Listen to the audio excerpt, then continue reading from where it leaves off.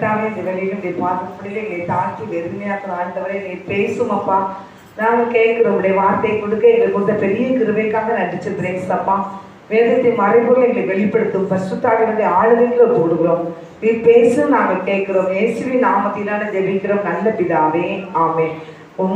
வசனம் தியானிக்கையில் இதயமதில் ஆறுதலே, காரிருளில் நடக்கையிலே தீபமாக வழி நடத்தும், காரிருளில் நடக்கையிலே தீபமாக வழி நடத்தும், திருக்கரத்தால் என்னை திருசித்தம் போல் நடத்திடுமே, குயவன் கையில் களிமண்ணால் அனுதினமே வணைந்திடுமே, குயவன் கையில் களிமண்ணால் அனுதினமே வணைந்திடுமே. கர்த்தருக்கு ஸ்தோத்திரம் உண்டாவதாக. நாட்களையும் யோனா புஸ்தகம் 3ஆம் அதிகாரம் 3ஆம் வசனம் எடுத்த வாசிங்க.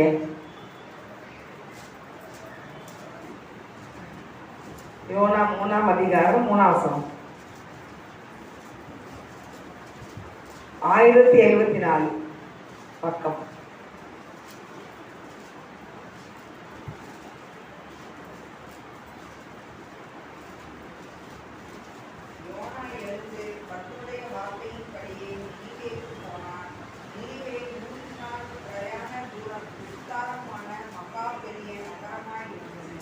அல்லேலூயா. யோனா எழுந்து கர்த்தருடைய வார்த்தையின்படி நினிவேக்கு என்ன செஞ்சான்? போனான். நினிவே 3 நாள் பிரயாணம், விஸ்தாரமான மகா பெரிய நகரம். அல்லேலூயா. அந்த நினிவே பட்டணம் பெரிய ஒரு பட்டணம், அது மகா விஸ்தாரமான நகரம். அந்த பெரிய நகரத்துல இருக்கிற மக்களுக்காக சுவிசேஷம் சொல்றதுக்காக யோனா என்ன செய்றாரு? போகிறாரு. யார் அனுப்பி போறாரு? ஆண்டவர் அனுப்பி என்ன செய்றாரு? போகிறாரு. அல்லேலூயா. அப்ப கர்த்தர் ஒரு காரியத்தை செய்யாம எந்த மனுஷனும் என்ன செய்ய முடியாது, போகவே முடியாது. நீ அந்த பட்டணத்துக்கு போய் அங்க இருந்து சுவிசேஷத்தை அறிவிக்கப்படணும். ஏன் அறிவிக்கப்படணும்? அங்க இருக்கிற மக்களை என்ன பண்ணாங்க? அவங்களுடைய பாவம். நீங்க 1ஆம் அதிகாரம் 1ஆம் வசனம் 2ஆம் வசனத்தை வாசிங்க. யோனா 1:1ஆம் அதிகாரம் இல்ல 1ஆம் வசனம் 2ஆம் வசனம். அமிதாவின் குமாரனாகிய யோனாவுக்கு கர்த்தருடைய வார்த்தை உண்டாகி, அவர் நீ எழுந்து மகாநகரமாகிய நினிவேக்கு போய் அதற்கு விரோதமாக பிரசங்கி, அவர்களுடைய அக்கிரமம் என் சமூகத்தில் வந்து எட்டினது என்றார். அல்லேலூயா. அவங்களுடைய அக்கிரமம் செஞ்சா ஆண்டனுடைய சமூகத்தை என்ன செஞ்சு வந்து எட்டிட்டு. அல்லேலூயா. அப்போ நம்ம பைபிளை பார்க்கும்போது ஒவ்வொரு இஸ்ரவேல் ஜனங்களை அவங்க ஒடுக்கும் போது எகிப்து தேசத்துல அவங்க ஒடுக்குறது தேவசத்தை போய் என்ன செஞ்சு எட்டினதுன்னு வேதத்துல பார்க்குறோம். நிறைய காரியம் போட்டிருக்கோம். அதே மாதிரி இங்க பாத்தீங்கன்னா சோதம் போற பட்டணத்தை மக்களுடைய அக்கிரமங்கள் இருந்துச்சு, பயங்கரமா இருக்குன்னு சொல்லி அங்க போய் தேவனுடைய சமுத்திரமே நின்று அந்த அக்கிரமங்கள் அங்க போறதுனால அவங்க நினைச்சிருந்தாங்க அங்கிருந்து அந்த தேவ தூதன் போய் அது உண்மையா இல்லைன்னு பாக்குறதுக்கு வந்தாங்க. அல்லேலூயா. அப்ப அது உண்மையா அப்படிங்கிறதுனால அந்த பட்டணம் நினைச்சிருந்துச்சு அழிக்கப்பட்டது. அல்லேலூயா. அப்போ ஆண்டவர் நாட்கள ஒவ்வொரு காரியத்திலும் நினைச்சிடறாருன்னா பார்த்து நம்ம நான் பார்ப்பேன். எங்களுக்கு அந்த வயநாட்டுலலாம் அந்த பட்டணமே இருந்துச்சு அழிக்கப்பட்டுச்சு. எங்கெந்த ஊர்ல இருந்தாலும் எந்த நாட்டுல இருந்தாலும் அங்க போய் இருந்துச்சாங்க, டூரிஸ்ட் ஏரியா அங்க போய் இருந்தாங்க. அப்போ நம்ம மக்கள் பாவம் செஞ்சாங்க. இல்லை நமக்கு தெரியாது, நம்ம போனது கிடையாது. ஆனா அந்த இதுல இருந்து எனக்கு ஒன்னே ஒன்று புரிய எங்கிட்டீங்கன்னா இந்த அடுத்த வசனம் இருக்கு. லூக்கா 3ஆம் அதிகாரம் 4ஆம் வசனத்தை வாசிங்க. லூக்கா 3ஆம் அதிகாரம் 4ஆம் வசனம்.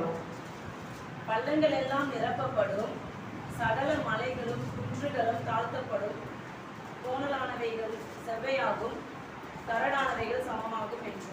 அல்லேலூயா. அப்ப எனக்கு ரொம்ப புரிஞ்சுது. எப்படின்னு மலைகள் எல்லாம் என்ன செய்யுமா? தகர்க்கப்படும். பள்ளங்கள் எல்லாம் என்ன செய்யும்? நிரப்பப்படும் அப்படின்னு சொல்லி வசனம் போட்டிருக்க மாதிரி அப்ப அந்த பள்ளங்கள் எல்லாம் நிரம்பிச்சு. அல்லேலூயா. மலைகள் குன்றுகள் தாழ்த்தப்பட்டு கோணலானவைகளா செவ்வையாகும், கரடானவைகளா சமமா இன்னைக்கு ஒரு மலைகள் போயிடுச்சுன்னா மேடு பள்ளமா இருக்கும். அது எல்லாம் என்ன செஞ்சிச்சு? சமமா மலைகளே அப்படி அமைங்கி அப்படி இருந்துச்சு ஆயிடுச்சு. அப்போ வந்து பைபிள் வாசனம் அங்கே நிறைவேறிச்சு. பைபிள் வாசனம் இருந்துச்சு. மலைக்கு எந்த மலையாக இருந்துச்சுன்னா எல்லா மலையை நினைச்சே போகுது. அது ஒன்று போல ஆக போகுது. இப்போ மலையில தான் எல்லாரும் சொல்றாங்க, மலைகளை போய் இருந்துச்சியாங்க என்ன வீடுகள் கட்டாதீங்க, மலை விட்டு இருந்துச்சு இறங்குங்க என்ன. அது எந்த நேரத்தில் அந்த மலைகள் அவங்களுக்கு தெரியாது. நிறைய இடங்கள்ல மலைகள்லாம் என்ன செஞ்சுட்டு இருக்கு, இறங்கி ஆனால் பைபிள் வசனம் அப்படி நமக்கு நிறைய காரியங்கள் பார்த்தீங்கன்னா பைபிள் வசனம் அப்படி நிறைவேறிதான் இருக்குது. மலைகள் எல்லாம் என்ன செய்யும்? சமமா போயிடுவான். பள்ளங்கள் எல்லாம் என்ன செஞ்சிருமா? நிரப்பு கொண்டு பைபிள் வசனம் தான் நிறைவேறிக்கிட்டே இருக்குது. அப்போ அங்க அன்னைக்கு வந்து யோனாவை ஆண்டவர் அனுப்புறாரு. எங்க அனுப்புறாரு? நினிவேட்ட மகா நகரமாகி அந்த பட்டணத்துக்கு வச்சுறாரு. அங்குள்ள மக்களுடைய பாவங்கள் என்ன செஞ்சு என் சமூகத்துல வந்து என்ன செஞ்சு எட்டிட்டு நீ போ அப்படின்னு சொல்றாரு. என்ன ஒரு வார்த்தை சொல்லு, 40 நாளைக்குள்ள என்ன செய்யும்? நம்ம நகரம் என்ன செய்யும்? அழிக்கப்படும் சொல்லி என்ன செய்ய போய் பிரசங்கம் பண்ணுங்கிறாரு. அல்லேலூயா. ஆனா எந்த இதுலயும் பிரசங்கம் பண்ண சொல்லல. சோதோம் பட்டணத்துக்கு தேவன் வந்து ஆண்டவரே நினைச்சாரு, வந்து பார்க்க வராரு. இது உண்மையா இல்லையான்னு சொல்லி அந்த சோதோம் பட்டணத்துக்குள்ள இறங்கி வந்து அந்த இடத்துல அங்கே லோத்து அங்கே இருக்கிறாரு. லோத்து மூலியமா நினைச்சிடாரு போய் மக்களை பார்க்குறாரு. அந்த மக்கள்லாம் வந்து புதிதாக அவன் வீட்டுக்குள்ள ஒரு மனிதன் வந்தாலும் அந்த மனிதனை வெளியே அனுப்புன்னு சொல்லி ரொம்ப பிரச்சனை பண்ணுவாங்க. அந்த பிரச்சனையை பார்க்கும்போது இப்படி ரொம்ப தாறுமாறாக நடப்பாங்க. அந்த மக்கள் வந்து இது உண்மைதான் சொல்லி தான் நினைச்சுவாங்க. லோத்து குடும்பத்தில் நினைச்சுவாங்க வெளியே அனுப்பி அந்த பட்டணம் அழிக்கப்பட்டுட்டு, அந்த சோதகுமார பட்டணம் அழிக்கப்பட்டு கரியா வெறிச்சிருச்சு. பயங்கரமான கறி. இன்னைக்கு அப்படிதான் கிடக்கு, கறி இன்னும் கிடக்கு. அந்த மண் வந்து சாம்பல் மாதிரி தான் கிடக்கும் அந்த இடத்துல. அப்படி இருக்குது. அப்போ அப்படின்னா தேவ தூதனே போய் என்ன செஞ்சாரு? அங்க நேரில் பார்த்து அந்த காரியத்தை செஞ்சாரு.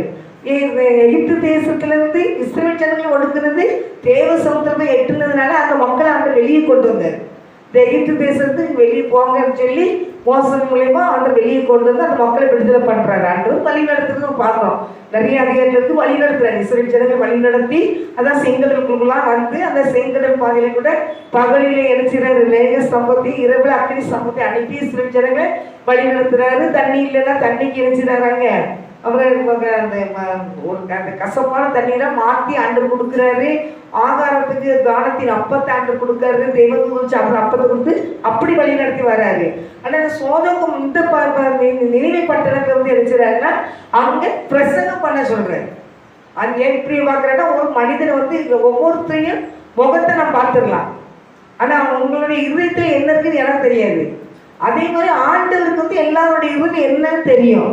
ஒரு விஷயம் இந்த பிள்ளைங்க பிரசங்கம் பண்ண வார்த்தை சொன்னா இவங்களுக்கு மனம் திரும்புற ஒரு வாய்ப்பு இருக்குங்கிறது ஆண்டவர் தெரியுது. அதனால என்ன செய்யறாரு? ஊழியக்காரரை ஆண்டவர் அனுப்புறாரு. ஊழியக்காரர் போய் என்ன செய்யறாரு? இப்போ யாரை தேர்ந்தெடுறாரு? யோனா. பைபிளையே ஒரு வல்லமையான ஊழியக்காரன்னா யோனா தான். சரியா? எப்படி சொல்லுங்க?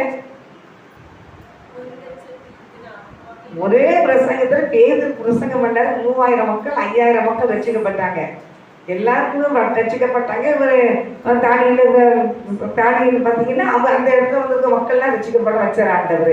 சாந்திரேக் மிஸ்ஸை பார்த்தீங்கன்னா அந்த கூட்டத்தில் வந்து இருக்கும்போது அவங்களுக்கு பிரச்சனை பண்ணவங்களாம் ரட்சிக்கப்பட்டாங்க. 1,20,000 மக்கள் ஒரு ஊழியக்காரன் மூலியமா ரட்சிக்கப்படுறாங்கன்னா அது யோனா மூலியமா தான் ரட்சிக்கப்பட்டாரு. அந்த பட்டணம் முழுவதும் எல்லா மக்களும் ரட்சிச்சாங்க. ரட்சிக்கப்பட்டாங்கன்னா வல்லமையான ஊழியக்காரன் தான். அதனால அவர் என்ன செய்யறாருன்னா ஆண்டவரை பத்தி நல்லா புரிஞ்சு வச்சுக்கிறாரு. இப்ப அழிப்பேன்னு சொல்லுவாரு. அவர் பிள்ளைங்க கண்ணீர் வடிக்கும் போது அந்த பிள்ளைங்க என்ன செய்ய மாட்டாரு? அழிக்க மாட்டாரு. அப்படிங்கிறத வச்சு அவர் நினைவைக்கு போச்சுன்னா அவர் என்ன செஞ்சாரு? தரிசிக்கு பரப்பிட்டாரு. இன்னைக்கு அப்படிதான் இருக்குது. ஒவ்வொரு பார்க்கறதுக்கும் என்ன செய்யணும்? ஊழியக்காரங்களெல்லாம் பார்த்தா ஆண்டவர் சொல்ற இடத்துக்கு ஒரு இடம் இருக்கும், இவங்க போறது வேற இடமா இருக்கும். அப்போ ஆண்டவர் சொல்றது எலியாவை பத்தி என்ன சொல்றது? நீ என்ன செய்ய போக வேண்டிய தூரம் வெகு தூரம் வர. இவர் என்ன சொல்லுவாரு? ஆண்டவரே போகும் என்னைய எடுத்துக்கிறோம் தான் சொல்லுவாரு. அல்லையா? மோசை சொல்லுவார் ஆண்டவர் போ நீ போ இன்னைக்கு வந்து எழுச்சி இந்த மக்களுக்கு வழிநடத்துக்கு ஒன்னிதான் அழைச்சிருக்கிறேங்கிற. அவர் என்ன சொல்றது? நான் வாய் பேச தெரியாத ஒன்னா வாய் இல்லைன்னு அப்படின்னு சொல்லுவாரு. அல்லையா? அப்ப எல்லாருமே என்ன செய்வாங்க? வார்த்தையை சொல்லிட்டு ஆண்டவர் விட்டு விலகி வரதான் பார்ப்பாங்க. அப்படின்னு பார்ப்போம். இந்த யோனா கூட என்ன பண்ணினாரு? தரிசிக்கு போச்சு, நினைவைக்கு போச்சு, தரிசிக்கு பரவிட்டாரு, போயிட்டாரு. ஆனால் எந்த மனிதனை கொண்டு ஆண்டவர் சில காரியங்களை செய்யணும்னு வச்சுக்கிறாரோ, உங்களை கொண்டு எதை செய்யணும்னு நினைப்பாரோ அதை வச்சு அவர் செய்வார்.